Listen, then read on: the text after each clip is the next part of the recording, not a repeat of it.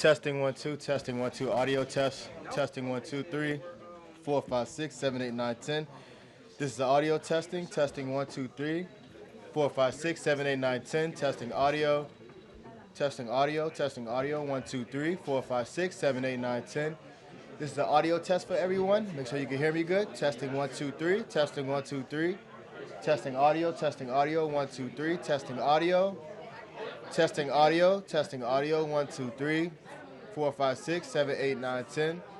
Testing audio. 1 2 3 4 5 6 7 8 9 10. Question.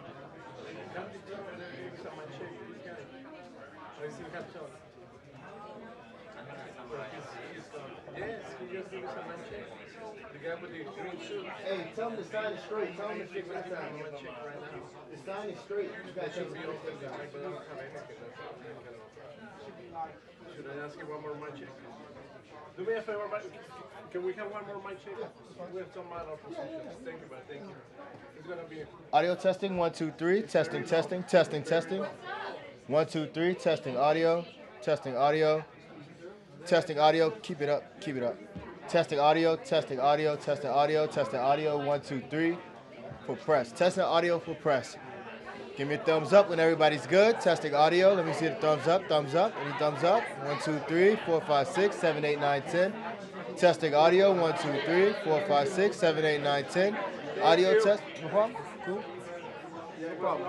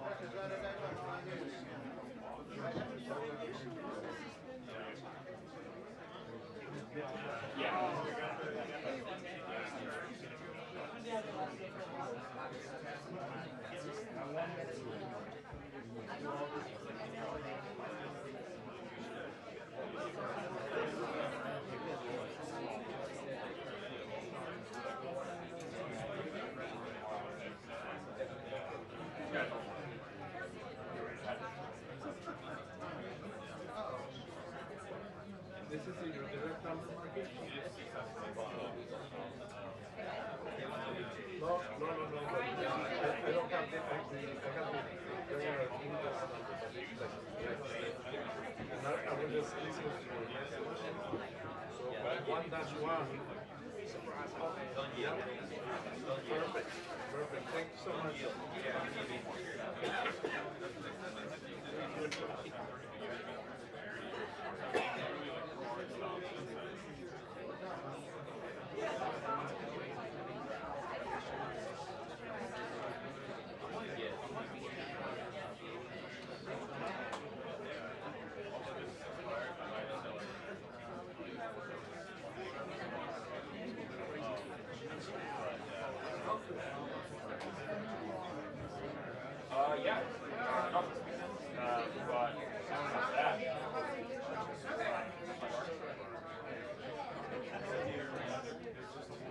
I know. I don't.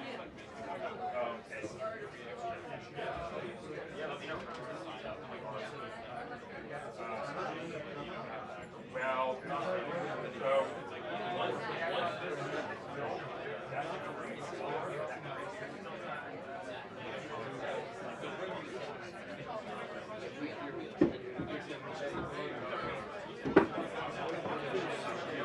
so he's the veteran, he knows. Get the sitting time is very important. Well,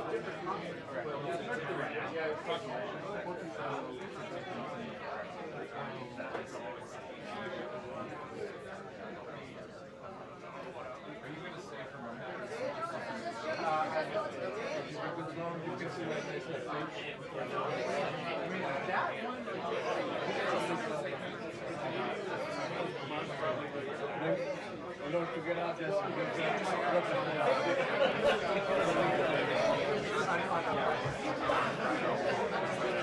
Just because.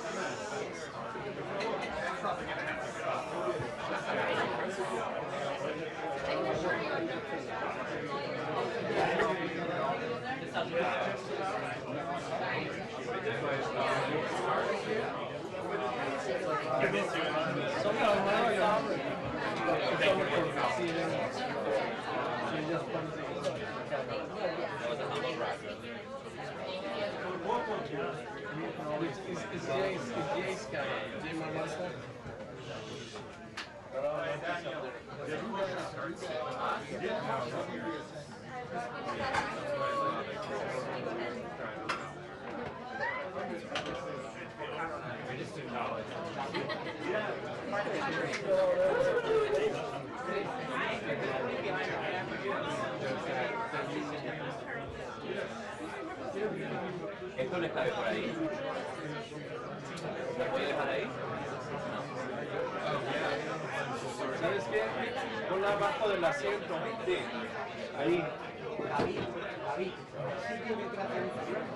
No, ahí está bolsa.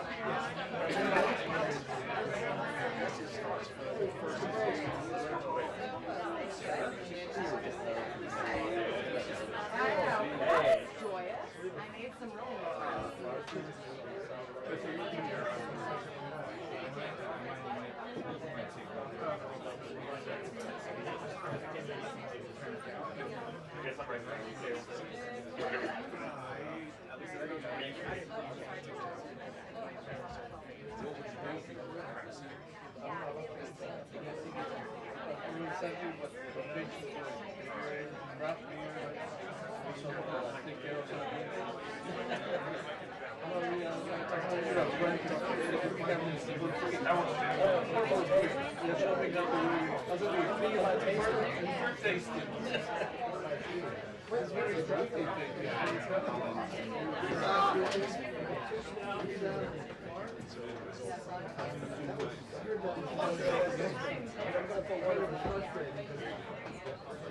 I do, yeah. I mean, there's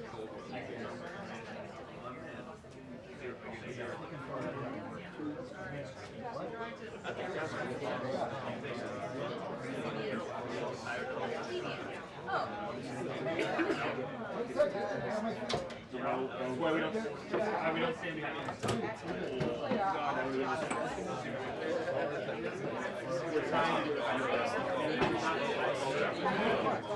I know. Yeah, I was there. Who's going this weekend? Who's going this weekend?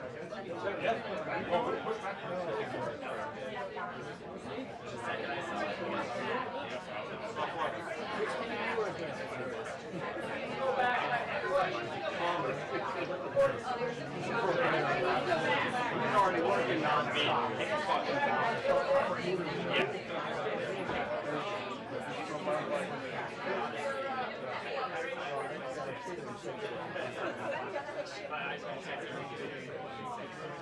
I mean,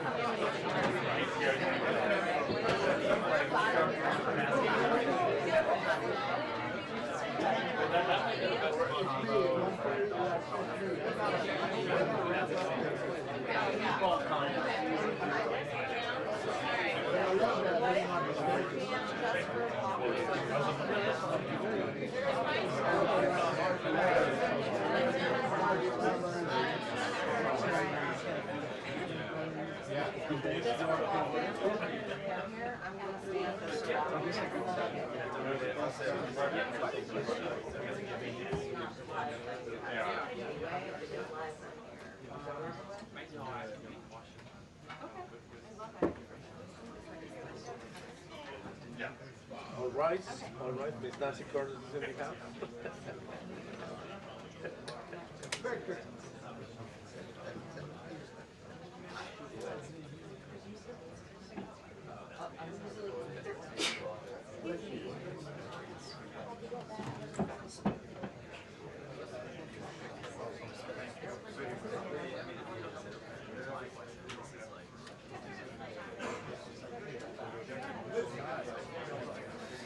should have come back there. Smart move. Just sit down here. Is there something in here? Can I sit on it? no.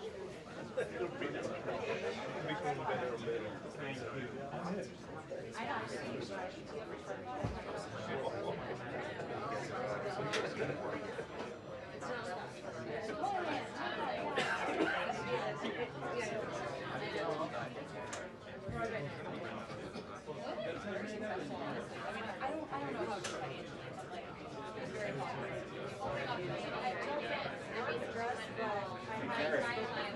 Yeah,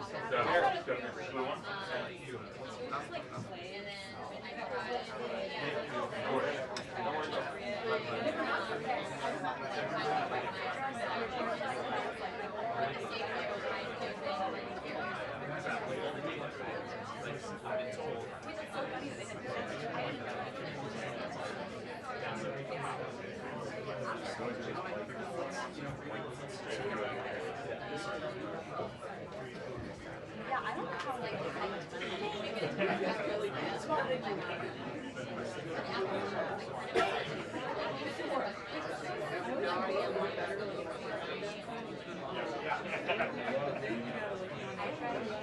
See the bag? Didn't work? Okay.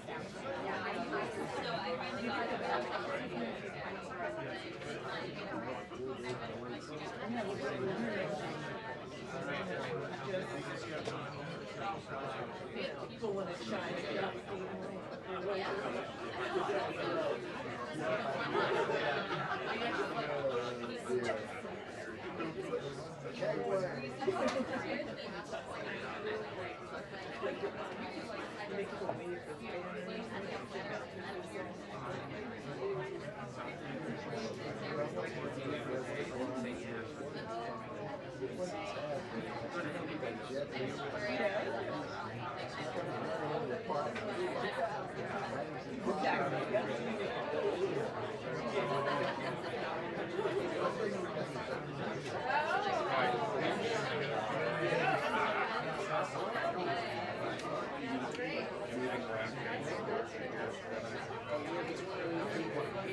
Yeah. No, you don't need to get here.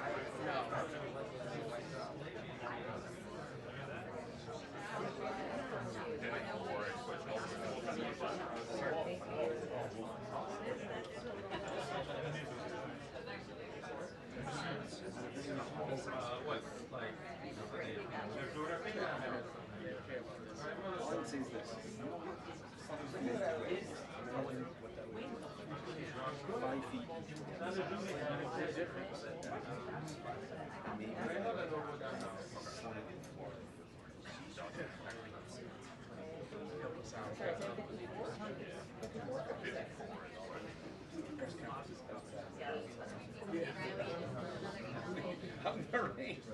Out in the rain, yeah. Whole bunch of holes in the window.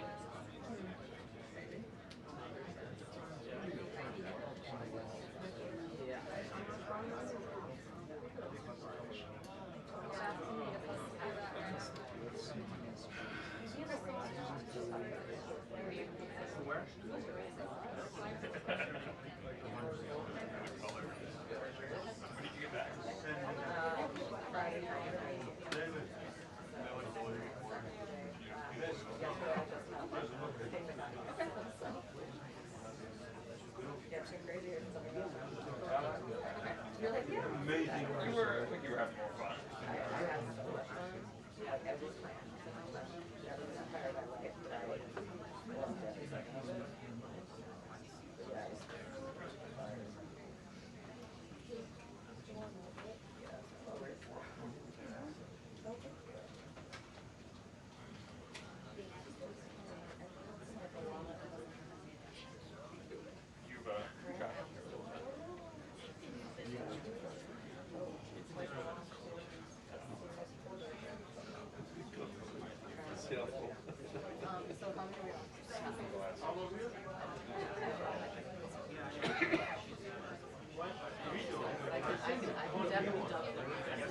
You've got Once I get this, I'm going to be bringing it over to everyone, especially with the Q&A.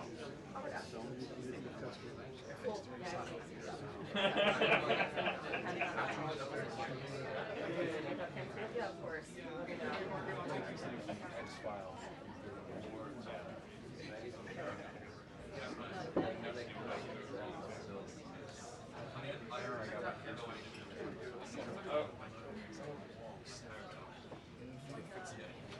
Right. You look back at it now, I'm like,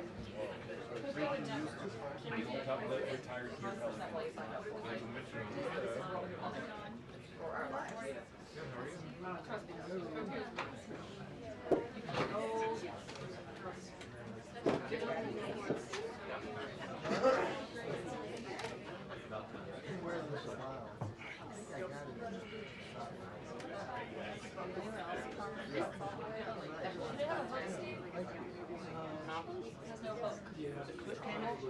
got it. You should get it. Oh, okay, great. You just call her. The only person I let up is you. He's taller than me. No, no, Never gets old. Hey, he's got good job security. He is good. He's good. Hey, Steve.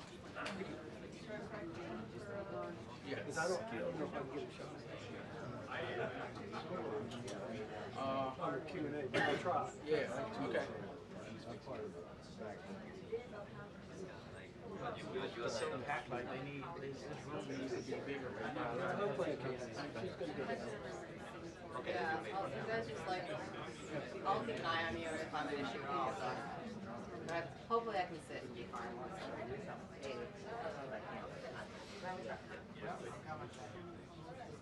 You're right, the boy behind that is much better, figure it out. I mean, if you want, put your tool in it.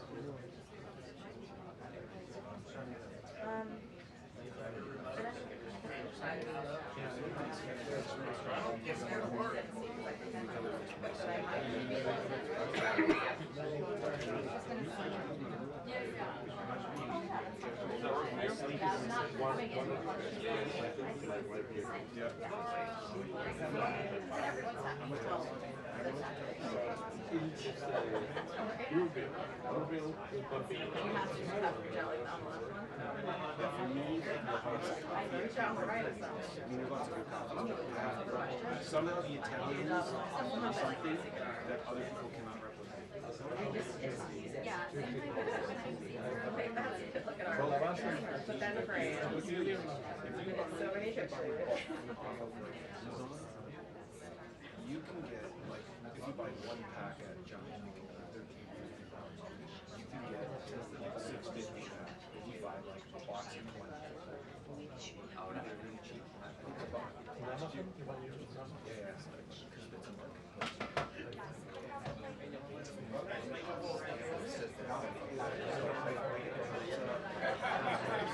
From your retail. So I just buy like a year's worth of, $100. And it's two whatever now. If I ever try to find it, Yes. And I do a floral. So I have everything smooth metal. Because the heat sort of filter out the oil from the glass. That's why, so I think with the espresso machine, that every day, you can get my espresso.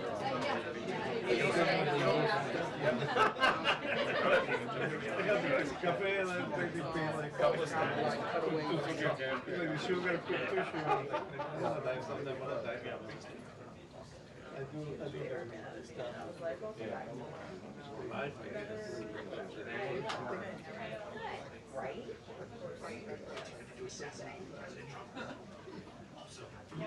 So we want to move that and move this even closer.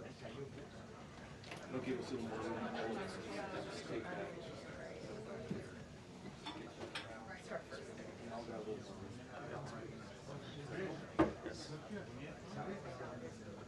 Definitely, I'll grab a little more.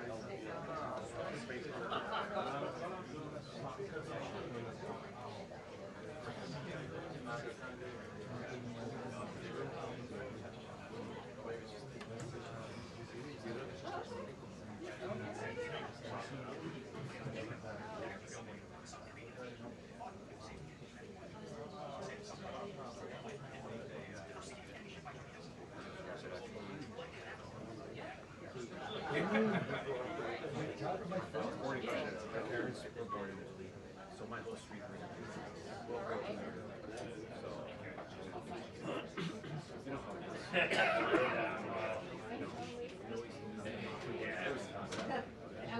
These are business. They don't care about us. There's no business.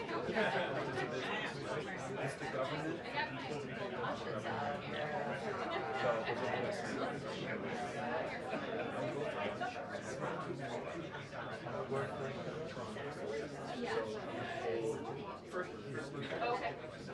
fresh company. All my friends were in the organization. Wonder Bread, a couple of Bologna. I had like, that's one cannoli. I think we're all Bologna. Bologna. Yeah. You know what I'm talking about? Yeah. You got amazing fiber. Yeah. But it was, you know,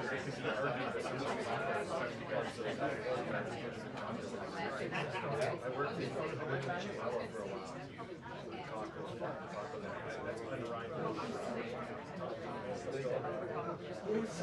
yeah. But would that have a fresh channel?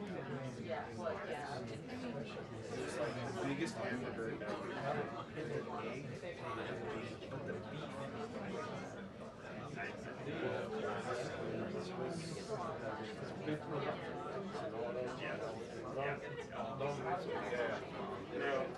Yeah, I mean, I had food there.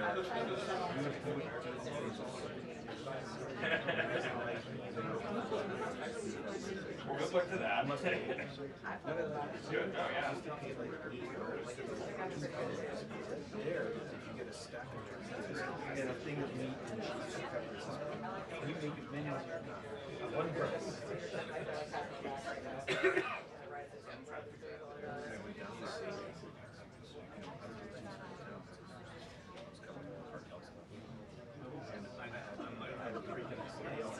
One small lens in the camera.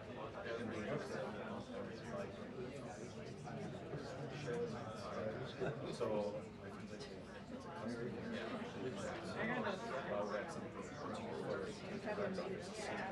it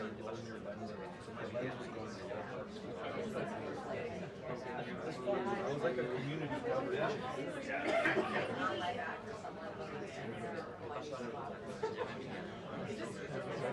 Send the lens over.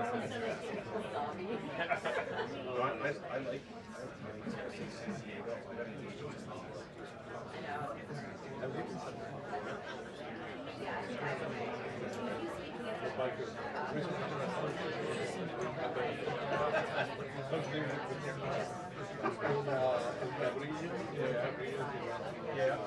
Otherwise, it's not very good.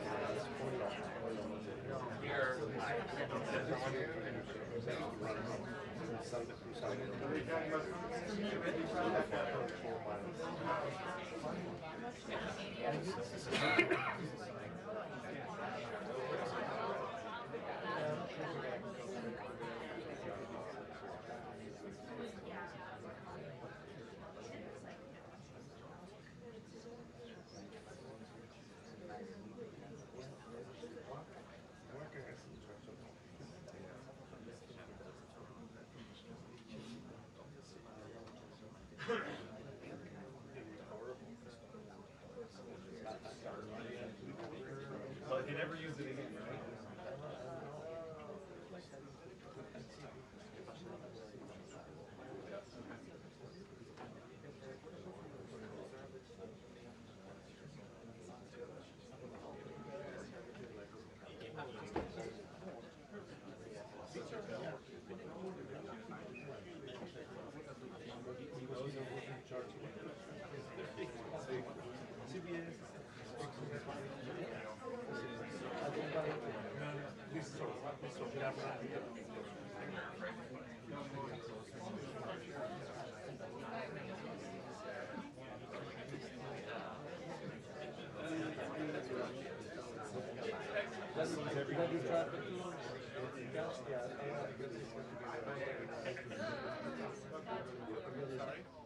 Same thing.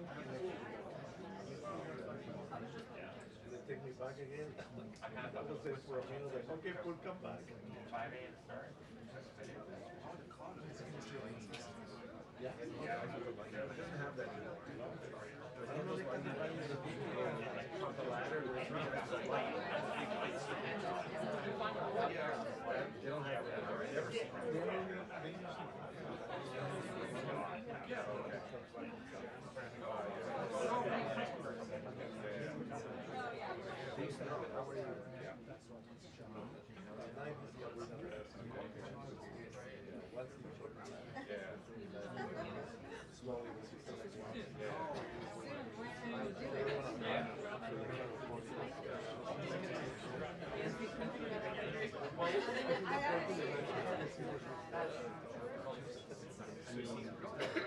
Got 2 hours.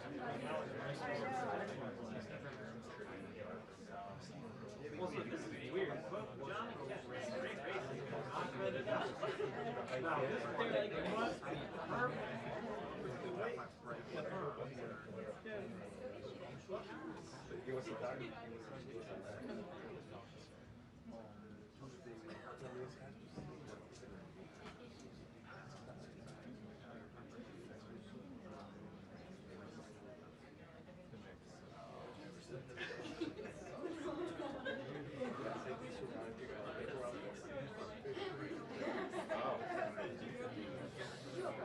What years were you in?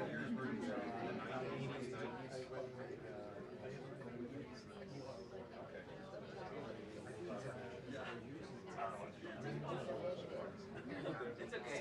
I can't wait that the secretary.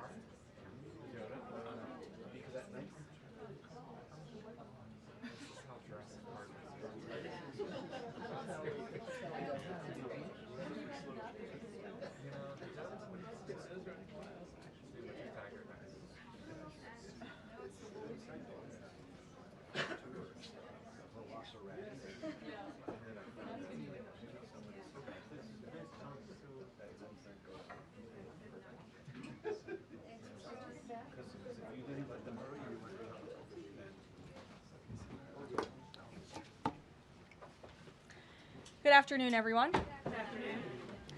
Under the leadership of President Donald J. Trump, the rogue Iranian terrorist regime is being absolutely crushed. 47 years of tolerating and enabling the world's leading state sponsor of terrorism are over. Iran's murderous terrorist leaders are paying for their crimes against America, and they are paying in blood. Since 1979, the terrorist Iranian regime has actively and intentionally facilitated the killings of Americans. They chant "Death to America" and fund other radical terrorists who attack our country and are seeking to destroy Western civilization itself. These terrorists seized our embassy and took 66 Americans hostage in Tehran. They slaughtered 241 U.S. service members with a truck bombing in Beirut. They killed and maimed hundreds of American service members in Iraq, and this is just a small fraction of their blood-soaked record. Prior leaders have been too weak and ineffective to address this threat. Some, like Barack Hussein Obama, even sent pallets of cash that ultimately financed this terrorist crusade against the United States and our people, while signing stupid and naive deals that put Iran on the path of developing nuclear bombs. After years of endless appeasement and empty statements from politicians on both sides of the political aisle in this town, President Trump is finally the man of action.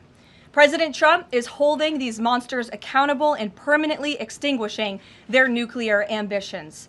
Future generations of Americans will look to this moment as the moment where the specter of a nuclear armed Iran ended.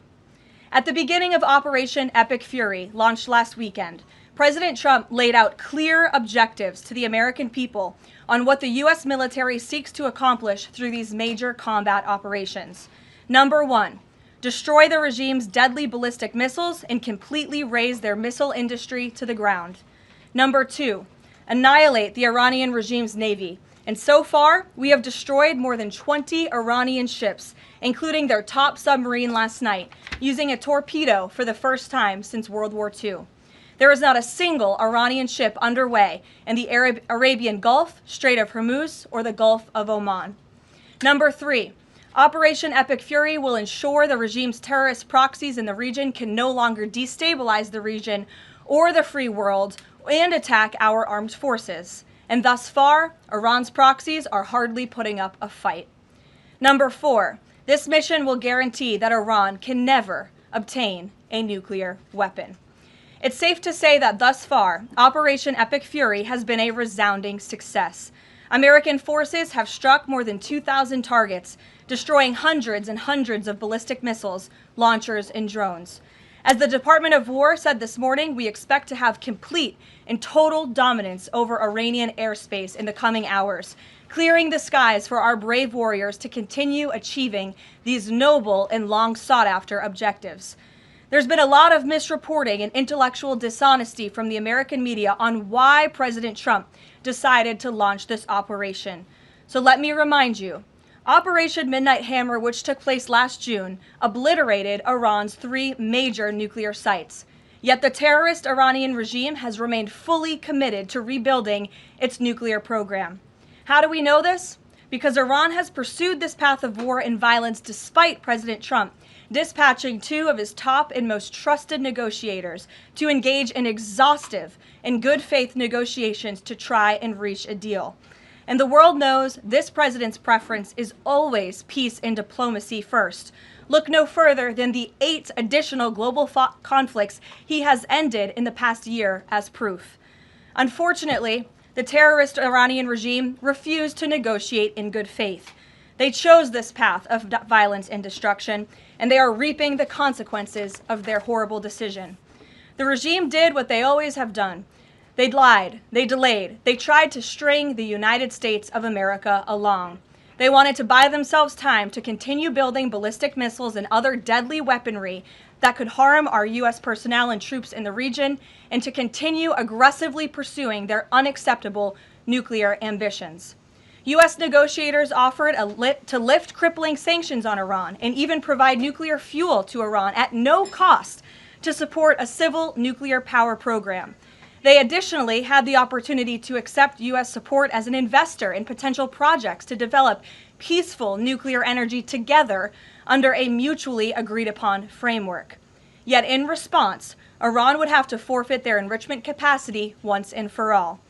But Iran rejected. They accepted none of these generous and unprecedented offers by the United States. Simply put, they refused to say yes to peace. And their refusal made clear that their number 1 priority was building a nuclear weapon with which to threaten the United States of America. Again, the country they have been chanting death to for nearly 5 decades. Let me state this again clearly. Iran rejected the path of peace because the terrorists in charge of this regime wanted to build nuclear weapons to use against Americans and our allies. President Trump made the determination, a courageous determination and decision, that the path the United States was on with Iran had only one outcome: massive death and destruction at the hands of a nuclear-armed terroristic regime. That path of death and destruction and threats against the American people have ended with Operation Epic Fury. Operation Epic Fury has forged a new path that will better ensure the security of the United States and our people. The terrorists made a bet that President Trump would be like many of his predecessors, that he would just talk and he would refuse to enforce his clear red lines. But that has proven to be a catastrophic error in judgment. When President Trump makes a threat, and I have reiterated that threat many times from this podium to all of you over the past year, President Trump does not bluff. The president's words are backed up by the mightiest warriors in the world who possess the most sophisticated capabilities this world has ever known. 49 and counting of the most senior Iranian regime leaders, including the supreme leader, have already been wiped off the face of the earth. Make no mistake, killing these brutal terrorists is good for America and makes the world a much safer place. I want to also extend our prayers and condolences to the families of the 6 U.S. military service members who have been lost in Operation Epic Fury. These heroes represent the very best among us. They laid down their lives in defense of our country, and we will never forget their legacy or their sacrifice. As the president said, we grieve for these American patriots and their families as we continue the righteous mission for which they gave their lives. President Trump intends to attend the dignified transfer of these American heroes to stand in grief alongside their families. I understand the Department of War is working on scheduling this transfer, and we will provide updates at the appropriate time. Finally, the Trump administration is also doing everything within our power to protect Americans in harm's way. Since the launch of Operation Epic Fury, more than 17,500 Americans have safely returned home from the Middle East, with over 8,500 American citizens returning home to the United States just yesterday alone. If you are a U.S. citizen in the Middle East looking to return to the United States, the Secretary of State asks that you please register with the State Department at step.state.gov. The State Department will identify where you are and provide travel options directly to you. The administration is already rapidly chartering flights free of charge and booking commercial options, which we expect to become increasingly available as time goes on and the success of this mission further comes to fruition. I know the President and Secretary of State Rubio have been in touch as well with our allies in the region directly about this problem, making it clear that it is a priority of the United States of America to bring every American home. The Trump administration will not rest until every American is home safely and until the terrorist threat from Iran has been completely destroyed. With that, I'll take your questions. Eric, why don't you kick us off today? Thank you for being here. Caroline, thanks so much for having me. It's great to be here. As you mentioned, Iran's regime, its leadership has largely been decimated.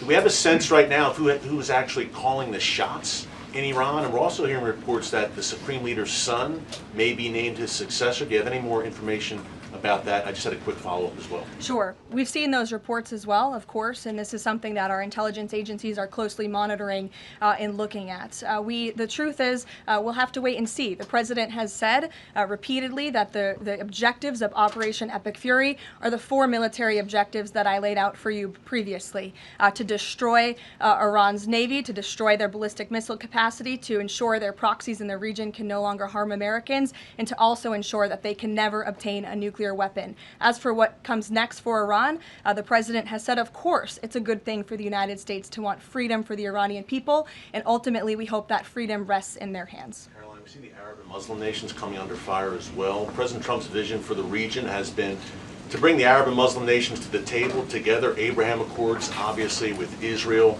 If this regime topples, could we see a new day in the region and really a new Middle East come out of this when the dust settles? Well, the greatest deterrent to true and long-lasting peace in the Middle East has always been the rogue Iranian terrorist regime. And our Arab and Gulf partners in the nation admit that, as well as, of course, our close friend and ally Israel.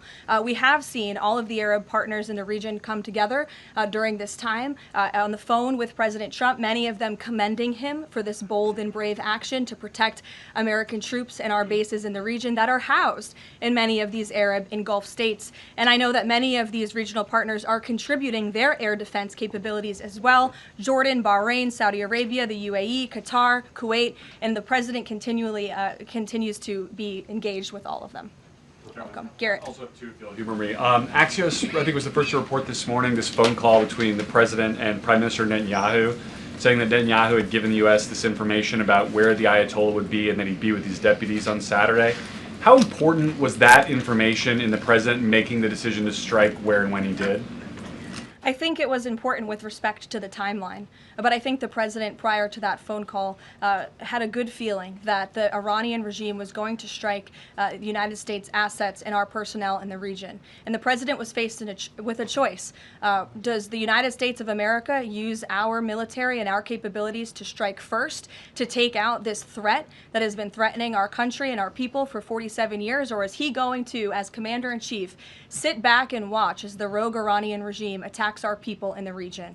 That's obviously an unacceptable decision. For the second choice there is unacceptable to the president, which is why he made this decision. As for where the Ayatollah was going to be, that obviously had an impact on the timeline of the operation, but not quite the president's decision in its entirety. And then on the way the public is viewing this, we were sitting here last week, I asked you if the president was going to make this a big part of the State of the Union, if he felt like he had to sell the possibility that he'd do strikes like this. We're now 5 days on. He hasn't done kind of the traditional speech to the nation part of it. Does the president believe the country supports the actions that he's taken so far in Iran? I think he does, and I think the president knows the country is smart enough to read past many of the fake news headlines produced by people in this room that this action was unjustifiable. Again, this is a rogue terrorist regime that has been threatening the United States, our allies, and our people for 47 years. And the American people are smart enough to know that. And they've also been smart enough to listen to the president himself, not just over the past year in this second term, but during his first term as president, and also for the past 40 years of his life. This is a president who has been remarkably consistent on this issue, that Iran can never obtain a nuclear weapon. And the president tried peace through diplomacy, exhaustively and extensively. He and his team gave it their best go, and the president ultimately came to the determination of that peace was not a pursuable path. The Iranian regime, they want death, they want destruction, they want to kill Americans, and that's unacceptable to this president. It's intolerable to him as commander-in-chief. Jackie. Thank you, Caroline. Obviously seen the update from the State Department on the 17,500 Americans that have already come back, including some 8,000 just yesterday. There are still 6,000 that are looking to get out, as I understand it. And just in the context of what you just told Garrett about the president's decision on a timeline, if he had decided to do this strike before receiving, the specific intelligence about the meeting on Saturday, should there have been more done in advance of the strikes to try to get those Americans in the region resources and information to get home before day 3 of the war? There was many signs put out by the State Department, and I wish that everyone in this room would report on them. The Secretary of State issued level 4 travel advisories dating back to January for many of these countries in the region. On January 14th, the U.S. mission to Saudi Arabia advised personnel and Americans to exercise increased caution and limit non-essential travel to any military installations.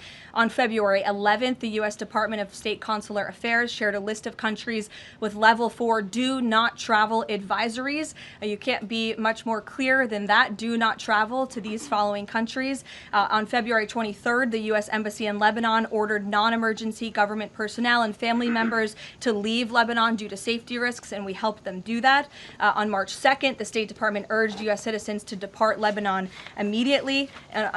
With respect to Iran, on February 27th, the Secretary designated Iran as a state of sponsor of wrongful detention and stated no American should travel to Iran for any reason.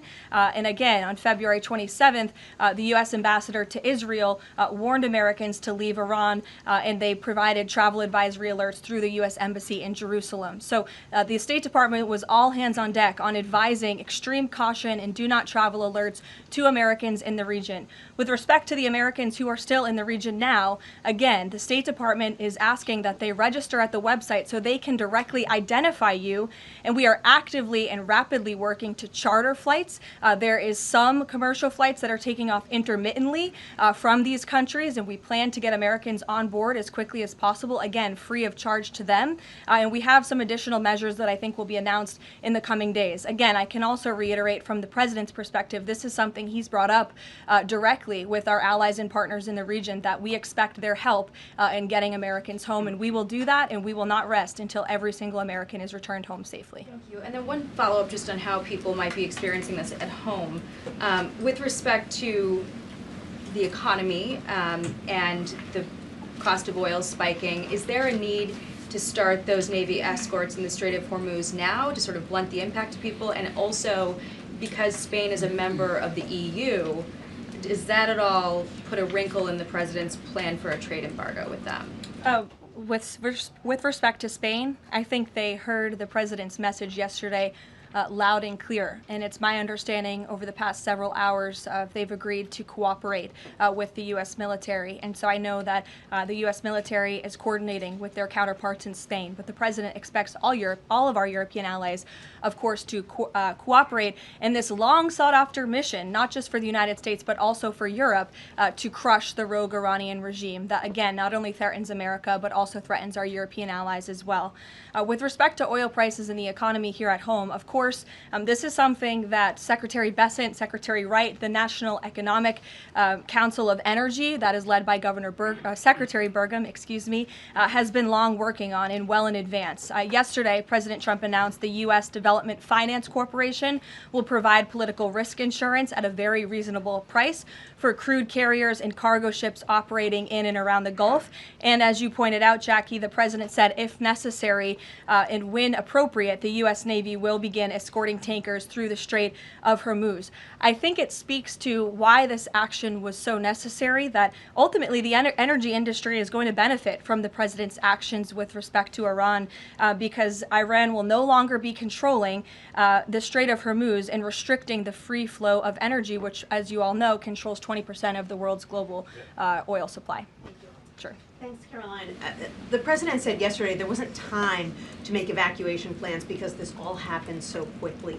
Given how critical the president has been of the chaotic evacuation from Afghanistan by the last administration 5 years ago, why wasn't there more of a focus on evacuation plans from the Middle East that could have been at least put in place, ready to go before the strikes this weekend? Again, I just laid out for you that there have been plans in place and that the State Department has been very clear to the American people traveling within this region not to travel to these regions. We gave notices to leave immediately the countries where these Americans were within. And unlike the previous administration, we actually have a number. We actually have identified the number of people in the region who have requested help. We are in direct contact and engagement with them. And you have to keep in mind, there's a few thousand people who have requested assistance to come home in comparison to the millions who we understand are in the region. So we will help every single American who wants to come home if they're making that request of the State Department. But Americans who called the State Department hotline as recently as last night were being told, we can't help you, you have to make your own plans. Well, the line was updated, and I expect every single person in this room to report on that accurately so that information can be relayed appropriately to your audiences and to the American people. I think as journalists, you all have a responsibility to let them know that the line has been updated accordingly with the proper guidance, because I saw many people in this room very quick to do selfie videos with the line yesterday, but not so quick to report on the corrected message today. So that is something the administration quickly worked to address, and we have fixed that problem. However, we're also pointing to people to the website, again, to register so that we know exactly where you are. So when there are commercial flights moving into that area, when there are chartered flights moving into that area, we can get Americans on planes as quickly as possible. Do you have any details on how many charter flights have been able to get out of the region so far with Americans on board? I don't have an exact count for you, but I know that we're working on chartering many flights. As soon as we were doing it yesterday, we're doing it again today. And you should not expect us to detail exactly when these flights are taking off for obvious reasons. The Iranians have shown that they are not going to hesitate to target civilians in the region, which is completely intolerable. But for safety and security reasons, we're not going to be broadcasting when flights full of Americans are going to be taking off, obviously. Danny. At the top there, you said that the Iranian regime is being absolutely crushed. Can you explicitly say then whether or not regime change is a goal of President Trump's operation? The goals of this operation have been made very clear, Danny, and the president has said them in his speech when he launched this operation and released that video in the middle of the night to all of you and to the world. The stated military objectives of Operation Epic Fury are as follows: eliminate Iran's ballistic missile threat, destroy their naval capability, disrupt missile and drone production infrastructure, sever their pathway and end their pathway to nuclear weapons. And I can report, as you all saw from the Pentagon today, that thus far this operation has been remarkably successful. Again, we're moving towards complete and total control of Iranian airspace. We have continuous 24/7 strike operations ongoing. We've had more than 2,000 targets that have been struck. Nearly 2,000 munitions have been employed. The first 24 hours of this campaign were described nearly as twice the scale of the 2003 shock and awe campaign. And we've seen that the enemy, the Iranian rogue regime, their retaliatory strikes against the United States and the threat reduction has reduced significantly. If you look at the Iranian ballistic missile launches, they're down 86% from day one levels. So while the United States military continues to increase its complete dominance over this rogue regime, they are weakening day by day. Regime change is not a phrase that you would want to use. Again, Operation Epic Fury, I just detailed the goals and objectives of this very quickly. But obviously, as the president has said numerous times, do we want to see Iran being led by a rogue terrorist regime? No, of course not. So any day the United States of America is taking out a terrorist is a good day for our country and a good day for our people. Given that point that you just make about the United States wouldn't mind seeing the government overthrown, certainly President Trump has talked about wanting to see Iranians overthrow the government. Has the president considered at all kind of how he views a U.S. role, if any, in Iran post-conflict? I think it's something the president is actively considering and discussing with his advisors and his national security team. But again, right now, the focus, minute by minute, hour by hour, day by day, is on ensuring the quick and effective success of Operation Epic Fury. Sure. Go ahead. I want to ask you about the U.S. munitions stockpile. I don't even know who's speaking because I wasn't looking at you. You can ask a question and then I'll go to you. Karoline, I want to ask you about the U.S. munitions stockpile. President Trump posted on Truth Social on Monday that the U.S. still has a good supply of weapons, but that we're not where we need to be. What does he mean by that? And does President Trump then want to ask on Congress to pass a supplemental to increase funding for missile interceptor systems like the ones being used to defend U.S. bases in the Middle East from Iranian missiles? I don't have any updates for you on congressional asks from the president. As you know, under this president, we have significantly increased our defense budget, which is a good thing for the United States, for our national security, and for protecting our homeland.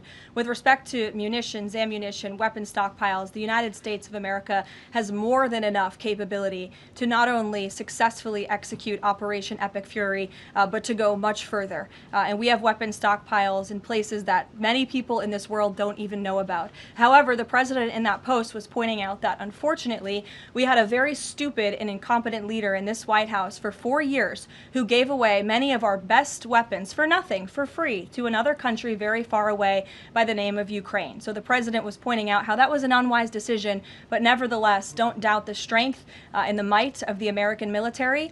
And I will also add, President Trump has rightfully been calling on defense contractors in this country to rapidly and aggressively produce American-made weapons because they are the best in the world, and the president always likes to get things done as quickly as possible, and so he's been quite vocal in his efforts to try to speed up our defense industry to protect our homeland. Karoline, can you use some... Go ahead. Karoline, could you tell us about the president's current thinking about ground troops and whether they could be used, if they were to be sent into Iran, what would they be used for? What's the situation of that? Well, they're not part of the plan for this operation at this time, but I certainly will never take away military options on behalf of the President of the United States or the Commander-in-Chief, and he wisely does not do the same for himself. I know there's many leaders in the past who like to take options off of the table without having a full understanding of how things could develop. So again, it's not part of the current plan, but I'm not going to remove an option for the president that is on the table. Sean. Did the United States airstrike a girls' elementary school and kill 175 people? Not that we know of, Sean, and the Department of War is investigating this matter, and I would just tell you very strongly, the United States of America does not target civilians, unlike the rogue Iranian regime that targets civilians, that kills children, that has killed thousands of their own people in the past several weeks, and uses propaganda quite effectively, and unfortunately many people in this room have fallen for that propaganda. So I would caution you from pointing the finger at the United States of America when it comes to targeting civilians, because that's not something that these armed forces do. Reagan. Thanks, Caroline. Prior to the Iran conflict, the SAVE Act was really the focus of the news cycle. Is the SAVE Act still a priority for the administration? Absolutely. Can you just provide an update on the administration's talks with Congress to get the SAVE Act through? SAVE Act is absolutely still a priority for this president and the administration. The focus, of course, of much of the president's time right now is on ensuring the success of Operation Epic Fury, but the president can walk and chew gum at the same time, and he's very much continuing to focus on the issues that matter here at home for the American people, including the passage of the SAVE Act, including on bringing down the cost of living, which is why you'll see the president in about an hour and a half at the Ratepayer Protection Pledge Roundtable, where he will be sitting with big tech companies, with AI companies who are building in communities across the country and have pledged to pick up the cost of the electricity tab in these small towns and communities across the country, which is a great thing for American consumers. So you'll be hearing from the president directly on this very important domestic agenda item later this afternoon, and it's something that he mentioned in his State of the Union address. So check it off the list as another promise made and kept by this president. Sure, go ahead. Thanks, Caroline. I just wanted to get back to Danny's question. So those 4 objectives that you read out do not explicitly include regime change. If those objectives were achieved and the Islamic Republic still existed, would that be an acceptable outcome? That's a hypothetical question that I'm not going to engage in. Again, right now the president and the commander-in-chief are focused on executing the success of Operation Epic Fury, which we are already doing so in a very tremendous and impressionable way. Stephen. Thank you, Caroline. 2 questions. The Trump administration reportedly is considering arming Kurdish forces in the hopes of inspiring a popular uprising in Iran. Could you comment on that report? I can comment on the fact that the president has held many calls with partners, allies, and leaders in the region, in the Middle East. He did speak to Kurdish leaders with respect to our base that we have in northern Iraq. But as for any report suggesting that the president has agreed to any such plan is completely false and should not be written. President Trump was saying yesterday that he is okay with someone from within taking over in Iran. He spoke about how Venezuela he saw as a successful model where Delcy Rodriguez took over and had a better relationship. Iran's President Pezeshkian, he took office in 2024 as a relative reformer. He's part of a 3-man council now replacing the supreme leader. Does President Trump see him as a potential successor who is more pliable? Again, that's another hypothetical, and I haven't spoken to the president about this specific individual, so I don't want to get ahead of him on any assessments that should be made. Thank you. Yesterday, the president acknowledged that oil prices will be a bit high. As for gas prices here in the U.S., what is the admin doing right now to counter that? I mean, should they skyrocket? Is there a plan to help, Americans right now with those higher gas prices? And then a second question. On the rash that was on the president's neck, the White House physician said it was a preventative skin cream that he was using, but why is the president using this cream? What are they trying to prevent with this cream? To your second question, I don't have anything additional to add to the physician statement that we provided to all of you on those questions, but I know the statement said that the redness on the neck will dissipate within the next couple of weeks.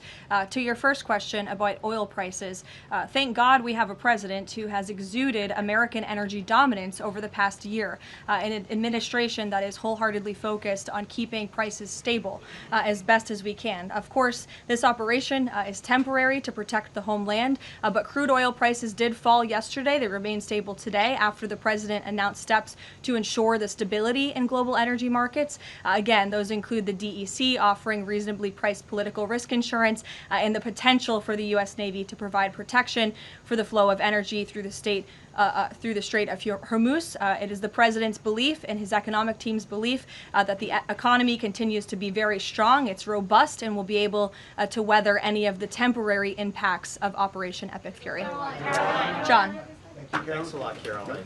Just to follow up to that, the timeline for making the Strait of Hormuz safe for oil tankers to transport their oil through the strait, what is that timeline and what can the president do to speed up that timeline? I don't want to commit to a timeline, but certainly it's something that is being calculated actively by both the Department of War and the Department of Energy. They're working very closely. Both secretaries are in all of the briefings on this subject with the president, and this is, again, something they're monitoring, and if and when necessary, the United States Navy will provide assistance to escort oil tankers through the strait. Sure, in the blue. Thank you, Caroline. You're not in blue, Andrew. Go ahead. Yeah, thank you. Well, I guess you are, sort of. I'll go to you after. You had mentioned about the commercial aircraft being used for the evacuations. What about the use of military aircraft? Would that happen in conjunction with that or subsequent to? That is something that is definitely underway, and of course we're going to use that in conjunction. We want as many planes, whether they're chartered, commercial, or military, taking Americans out of the Middle East and returning them safely home. So yes. Andrew, go ahead. You're welcome. At the top of the briefing, you listed a long list of grievances against the Iranian government, going back to the takeover of the embassy in '79, barracks bombing in the 80s, etc. But no one from the administration has laid out the imminent threat that was supposed to be taken care of by this. And the rationales offered by, say, Secretary Rubio, the President's National Security Advisor, said that the threat was retaliation against American interests from Iran after Israeli strikes. The President says it was his own feeling that Iran was going to attack. Why is it that across the administration you can't say what the imminent threat against the United States was that required us to launch this? And also, Prime Minister Starmer told Parliament today that his reason that he didn't allow the use of British bases was that he was not satisfied that there was a lawful basis and a viable, thought-through plan. Was there an attempt to provide the UK government with a legal basis for these strikes and a viable, thought-through plan? To the first question, I completely reject the premise of your question. You have had the President of the United States, the Secretary of War, the Chairman of the Joint Chiefs, the Vice President of the United States, the Secretary of State, and now I am out here today to explain to you exactly what led the President to make the decision to launch Operation Epic Fury. And President Trump does not make these decisions in a vacuum. This decision to launch this operation was based on a cumulative effect of various direct threats that Iran posed to the United States of America, and the President's feeling based on fact that Iran does pose an imminent and direct threat to the United States of America, based on the fact that they are the world's leading state sponsor of terrorism, based on the fact that they were rapidly and aggressively building up their ballistic missile program to give themselves immunity within their country alongside their navy, so that inside their country they could continue to create nuclear weapons and nuclear bombs, which would of course pose a risk to Americans in the region and even Americans one day here at home. And then another point on this is the President found that through these extensive, exhaustive, failed negotiations with Iran, that they were hell-bent on death and destruction. So again, the President was not going to be just another president on a very long list who sat back and stood by and passed the buck of this direct threat to the next administration. The President had a feeling, again, based on fact, that Iran was going to strike the United States, was going to strike our assets in the region, and he made a determination to launch Operation Epic Fury based on all of those reasons, and I would like the media to actually report on all of them, rather than just picking sound bites from one person in this administration and saying, oh, they're contradicting the other person. No. Again, these decisions are not made in a vacuum. They are made by the President's feeling that Iran was going to strike the United States and our assets in the region, and he was not going to sit back and watch that happen. The determination was made that the President was going to strike first alongside Israel, and that has obviously been proven to be the right decision and an effective one at that. Libby, go ahead. Thank you, Caroline. A two-part question for you here. First, has the President spoken with the family members of those U.S. service members that were killed? Second, given what you've outlined throughout this entire briefing, I mean, the United States has sunk a bunch of Navy ships. We've hit all of these targets. What can Americans expect the goal to be moving forward now that the U.S. has accomplished all of this? What is victory given we've even taken out Iran's supreme leader? That was an explicit goal. Again, victory will be determined by the commander-in-chief once the goals and the objectives that we have repeatedly laid out are fully realized. Again, we just, in the next few hours, will be achieving that dominance over the skies, which means the United States military will be raining missiles and weapons down on Iran to hit these specific targets that have been identified as crucial to take out by the Department of War. Sure, John. Thank you so much, Caroline. Has the U.S. posture changed in regard to a nuclear North Korea, given the latest strikes on Iran and the fact that the stated goal is to make sure that Iran is not a nuclear country? I don't have any change in position with respect to North Korea today. Thank you. A quick follow-up. There's been reports that Ali Khamenei's son has been elected as the next supreme leader. Does the administration think that he is a part of the same regime as his father? Would they like people in the country to rise up and get him out of power? There's reports he's been elected or that he's assuming to be elected. One of the likely options. Pardon me, what was that? That he's one of the likely options or that he has been elected. Okay, so we'll wait to confirm until someone actually is elected. Caitlin. You just mentioned that the president is going to attend the dignified transfer for these families. Given what Secretary Hegseth said this morning, is it the position of this administration that the press should not prominently cover the deaths of U.S. service members? No, it's the position of this administration that the press in this room and the press across the country should accurately report on the success of Operation Epic Fury and the damage it is doing to the rogue Iranian regime that has threatened the lives of every single American in this room. If the Iranian regime had their choice, they would kill every single person in this room. And so we can all be very grateful that we have an administration and that we have men and women in our armed forces who are willing to sacrifice their own lives for the rest of us in this room and for every American across the country and for every troop that is based in the Middle East. That's what these... Secretary Hegseth was complaining that it was front page news about these 6 service members who were killed. That's not what the Secretary said, Caitlin, and that's not what the Secretary meant, and you know it. You know you are being disingenuous. There is not... We've never had a Secretary of Defense who cares more. Drones get through or tragic things happen. It's front page news. I get it. The press only wants to make the president look bad. Yeah, as you know, we cover the deaths of U.S. service members under every president. The press does only want to make the president look bad. That's a fact. Especially you. No, listen to me. Especially you and especially CNN. And the Secretary of Defense cares deeply about our war fighters and our men and women in uniform. He travels all across this country to meet with them, to connect with them, and your network has hardly ever probably reported on that. You also had the chairman of the Joint Chiefs, Chairman Kane, who's a brave patriot, standing alongside the Secretary at the Pentagon this morning, again expressing his condolences to these families. And I just told you that the President of the United States will be attending their dignified transfer. So please, that's not making the president look bad. That's showcasing that. And we expect you to cover that as you should. We expect you to cover that as you should, Caitlin. But you and your network know that you take every single thing this administration says and tries to use it to make the president look bad. That is an objectable fact. I don't think covering troop deaths is trying to make if you're trying to argue right now that CNN's overwhelming coverage is not negative of President Donald Trump, I think the American people would tend to agree, and your ratings would tend to disagree with that as well. Go ahead. Thank you so much. On the school strike, back to that for a minute. I understand that the U.S. does not target civilian infrastructure. That's what you said. Can you say that there's any evidence right now that it was not a U.S. strike? And then also, you didn't mention Israel in that. Is there any assessment about Israel's potential likely role in that, if at all? Again, the Department of War is currently investigating this matter, but again, I will reaffirm that the Department of War and the United States Armed Forces do not target civilians, as does the Iranian regime, who kill and execute their own people. Christian. On two separate issues, Caroline. First, what can you tell us about the military operation in Ecuador?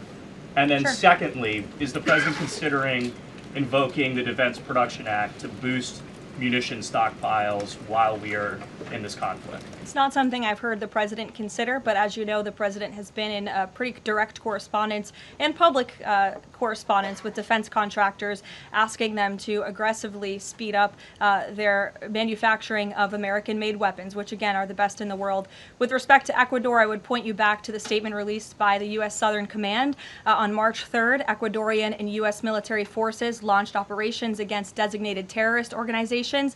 These operations are a powerful example of the commitment engagement of partners in Latin America and the Caribbean to combat the scourge of narco-terrorism. And together, we are taking decisive action to confront narco-terrorists who have long inflicted terror, violence, and corruption on citizens throughout the hemisphere. And with on that, I would also add that this weekend, I'm pleased to announce, the President will welcome the heads of state from 12 nations across our Western Hemisphere in Miami, Florida on Saturday. The point of this newfound Latin America Summit is to promote freedom, security, and prosperity in our region. The following countries will be in attendance: Argentina, Bolivia, Chile, Costa Rica, the Dominican Republic, Ecuador, El Salvador, Honduras, Panama, Paraguay, Trinidad and Tobago, and maybe some others as well. And the President will be speaking with the leaders of this country who have really formed a historic coalition to work together to address criminal narco-terrorist gangs and cartels and counter illegal and mass migration into not only the United States but the Western Hemisphere, which remains a key and top priority of this President. Thank you very much, everyone, and you'll see the President yourselves in an hour. Thank you, Caroline.